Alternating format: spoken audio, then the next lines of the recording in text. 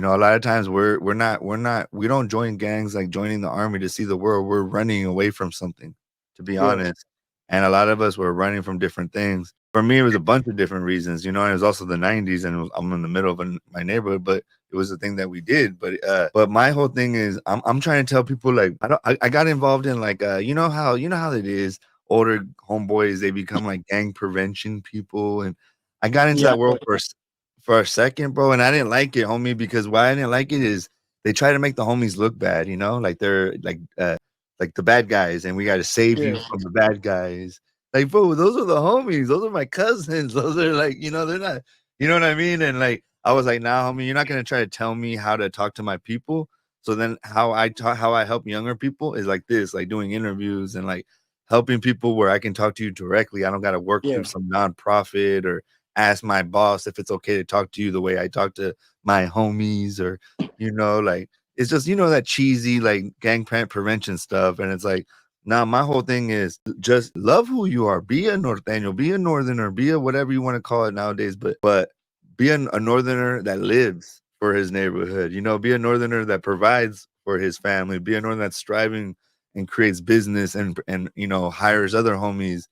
Or at least that's the kind of homie I want to like show you or push in that way, influence you to go that way, not to prison, not to mental institutions, and not to the grave. Because we're all going to the grave.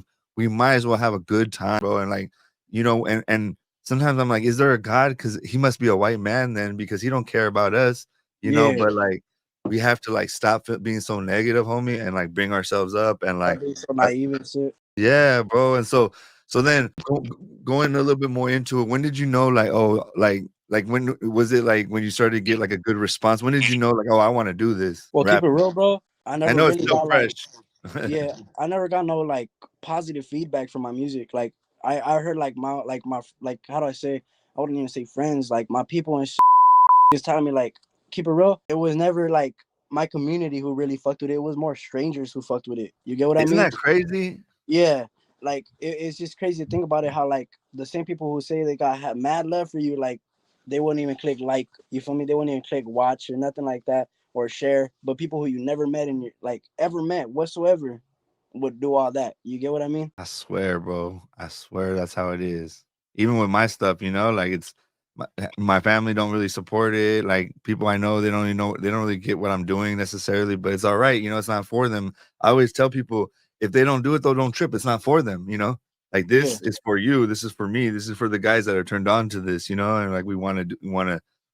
Too like that's all I was ever told. Like I gotta stop being hard headed with these type of how do I say like with work if that makes sense. Because Yeah. there's you could be hard headed out there. You feel me? Everybody knows how you is out here, but I'm not gonna try to persuade like try to bring that out here on here if that makes sense.